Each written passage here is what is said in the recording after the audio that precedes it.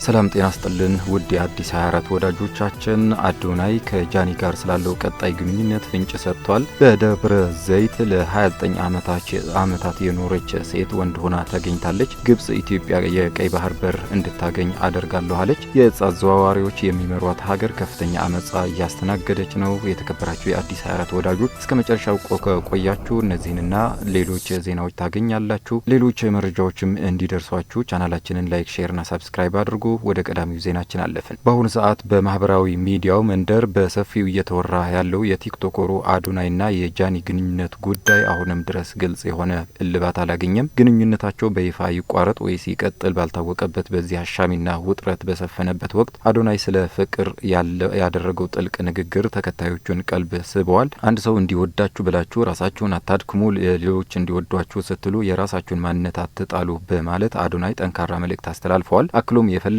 ነገር ብታደርጉ ሰዎች የማይወዳችሁ ከሆነ ዝም ብለው አይወዷችሁም። ስለዚህ አንድ ሰው እንዲወዳችሁ በማሰብ ጊዜያችሁንና ጉልበታችሁን አታባክኑ ሲል የፍቅርንና የራስን የመውደድን እውነተኛ ትርጉም ተንትኗል። በዚህ ሰዓት አዶናይ ያነሳቸው እነዚህ ሀሳቦች ይህ መልእክት ቀጥታ ለማን የተላለፈ ነው የሚል ትልቅ ጥያቄን አስጭሯል። ብዙዎች ንግግሩን አሁን ከጃኒ ጋር ካለበት ወቅታዊ ሁኔታ አንጻር እየተረጎሙት ይገኛሉ። ይህ ንግግር ለጃኒ የተላለፈ ቀጥተኛ ያልሆነ የስንብት መልእክት ነው ወይስ አሁን እያለፈበት ስላለው ሁኔታ የተሰማውን ስሜት የሚገልጽበት መንገድ? የጥንዶቹ የወደፊት እጣ ፈንታ በጉጉት በሚጠበቅበት በዚህ ቅጽበት የአዶናይ ቃላት ከምን ጊዜም በላይ ትልቅ ትርጉምና ክብደት ተሰጥቷቸዋል። እናንተስ የአዶናይ ንግግር እንዴት አያችሁት? ሰዎች የማይወዷችሁ ከሆነ አይወዷችሁም፣ ጉልበታችሁን አታባክኑ ስላለው ሀሳብስ ምን ትላላችሁ? ኮሜንት ላይ ጻፉልን። ሰሞኑን በማህበራዊ ሚዲያ እየተዋወቀ የሚገኘው ሲንድሮ አፕ ጥንቃቄ ያስፈልጓል ተባለ። ከላይ የምታዩት አፕሊኬሽን ከሌሎች አፕሊኬሽን ለየት የሚያደርገው በዚህ አፕ የምትላላኩት ማንኛውም መረጃ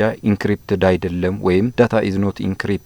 ይህ ማለት የምትላላኩት ማንኛውም መረጃ፣ ፎቶ፣ ቪዲዮ፣ ጽሁፍ፣ የባንክ አካውንትና ማንኛውም የግል መረጃ በቀላሉ በሶስተኛ ወገን ወይንም አፑን በሰራው አካል መታየትና መሰረቅ ይችላል ማለት ነው። ስለዚህ አንድ በጽሁፍ የሚነበብ ማንኛውም መረጃ ወደማይነበብ ኮድ የሚቀየር ከሆነ መረጃው ኢንክሪፕትድ ሆነ ይባላል። ስለዚህ ይህ አገር በቀል አፕሊኬሽን ጅማሮ ቢበረታታም የግለሰቦች መረጃን አደጋ ላይ የሚጥል በመሆኑ በዳታ ኢንክሪፕሽን ማስተካከል አለበት ብለን እናምናለን። በደብረ ዘይት ከተማ ለ29 ዓመታት ሙሉ ሴት መስሎ ሲኖር የነበረው አቶ አስፋው ደግፌ የተባለ የ47 ዓመት ግለሰብ በፖሊስ ቁጥጥር ስር ውሏል። ይህ ከላይ ከምስሉ የምትመለከቱት ግለሰብ ስሙን አሰፋሽ በማለት ቀይሮ የሴት ቀሚስ በመልበስ በሰራተኝነት እየተቀጠረ እንጀራ እየጋገረ ወጥ እየሰራ እንዲሁም ቤት ተከራይቶ ጠላ ጭምር ሲሸጥ ቆይቷል። ለ3 አስርተ ዓመታት ያህል ማንነቱን ደብቆ የኖረው ይህ ግለሰብ ሚስጢሩ ሊጋለጥ የቻለው እህል ሰርቋል በሚል ተጠርጥሮ በፖሊስ ምርመራ ሲደረግበት ጾታው ወንድ መሆኑ በመረጋገጡ ነው። ይህ አስገራሚና ያልተጠበቀ ክስተት በማህበራዊ ሚዲያ ላይ የብዙዎችን ግርምት ፈጥሯል። እናንተስ አንድ ሰው ለዚህ ሁሉ ዘመን ማንነቱን ደብቆ መኖር መቻሉን እንዴት አያችሁት? አሁንም ኮሜንት ላይ ጻፉልን። ግብጽ የኢትዮጵያን የባህር በር ጥያቄዋ ደገፈች። ዘ ናሽናል የተሰኘ መካከለኛው ምስራቅ ላይ መሰረት አድርጎ የሚሰራ ድህረ ገጽ ግብጽ የኢትዮጵያን የባህር በር ጥያቄ ለመደገፍ እየተንቀሳቀሰች መሆኑን የሚገልጽ መረጃ ይዞ ወጥቷል። ድረገጹ የግብጽ ዲፕሎማቲክ ምንጮቹን ዋቢ አድርጎ ባወጣው ዘገባ የአባይ ውሃ ጉዳይ እልባት የሚያገኝ ከሆነ ግብጽ የኢትዮጵያን የባህር በር ጥያቄ እንደምታግዝ ዘግቧል። ከዚህ ቀደም ጋዜጠኛና የፖለቲካ ተንታኝ በረከት በላይነህ ባደረገው አንድ ቃለ መጠይቅ የህዳሴ ግድቡን የባህር በር ለማግኘት እንደ መንደርደሪያ ልንጠቀምበት እንችላለን የሚል ሀሳብ አንስቶ ነበር። ዘናሽናል ያወጣው ዘገባ እውነት ከሆነ ኢትዮጵያ የባህር በር ለማግኘት ለምታደርገው ጥረት ሚና ይኖረዋል።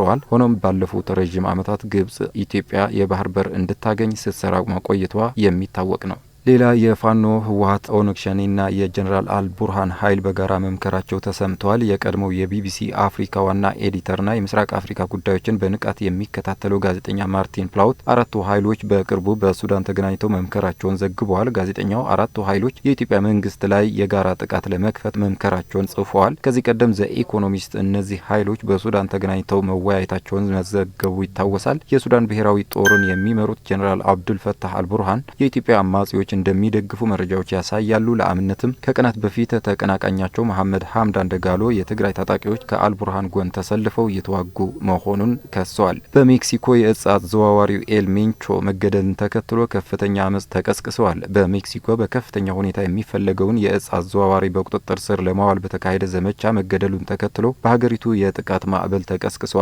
ኤል ሜንቾ በሚል ቅጽል ስም የሚታወቀው ኒስሜዮ ኤሲጉራ ሲርቫንቴስ ጃሊስኮ ኒው ጄኔሬሽን የተባለው አስፈሪ የእጽ ካርቴል መሪ ነበር። እሁድ ዕለት በደጋፊዎቹና በሰራዊቱ መካከል በተፈጠረ ግጭት በደረሰበት ከፍተኛ ጉዳት ምክንያት መሞቱ ተረጋግጧል። በመካከለኛ ምዕራብ ጃሊስኮ ግዛት ታፓልፓ በተባለች ከተማ በተካሄደው በዚህ ዘመቻ 4 አባላት የተገደሉ ሲሆን 3 የጦር ሰራዊት አባላት ደግሞ መቁሰላቸውን የሜክሲኮ መከላከያ ሚኒስቴር ገልጸዋል።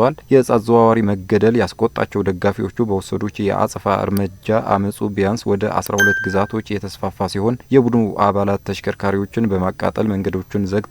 የፊፋ የዓለም አቀፍ ዋንጫ አስተናጋጅ ከሆኑት ከተሞች አንዷ በሆነችው ጓዳላሃራን ጨምሮ በተለያዩ ከተሞች ላይ የጭስ ደመና ሲነሳ የሚያሳዩ ምስሎች በአይን እማኞች ተቀርጸዋል። የሜክሲኮ የደህንነት ካቢኔ እንደገለጸው 25 ሰዎች በቁጥጥር ስር ውለዋል። ከነዚህም ውስጥ 11ዱ በአመጽ ድርጊቶች ላይ በመሳተፍ የተቀሩት 14ቱ ደግሞ በዝርፊያ ተጠርጥረው የተያዙ ናቸው። በአመጹ ወቅት ሱቆች በእሳት እየተቃጠሉ ሲሆን 20 የሚያህሉ የባንክ ቅርንጫፎቹም ጥቃት ደርሶባቸዋል ሲል ቢቢሲ ዘግቧል።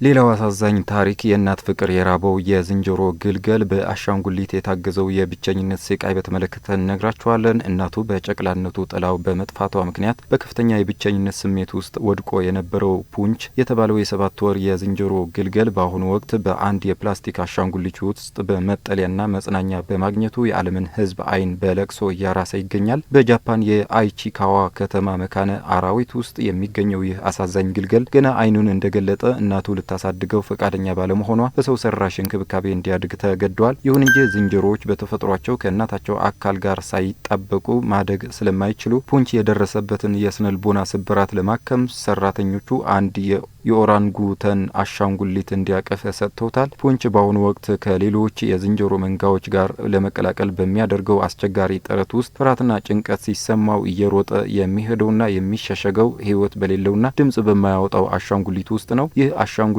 ለፑንች ዝምተኛ ቢሆንም የእናትነት ሙቀትና ጠበቃን የሚሰጠው ብቸኛ መጠጊያው ሆኗል። በተለይም ፑንች አሻንጉሊቱን አጥብቆ አቅፎ ሲተኛና በብቸኝነት ስሜት ውስጥ ሆኖ ትናንሽ እጆቹን በአሻንጉሊቱ ላይ ሲያሳርፍ የሚያሳዩ ምስሎች በሶሻል ሚዲያ ላይ በሚሊዮን የሚቆጠሩ ሰዎችን እያስለቀሱ ይገኛሉ።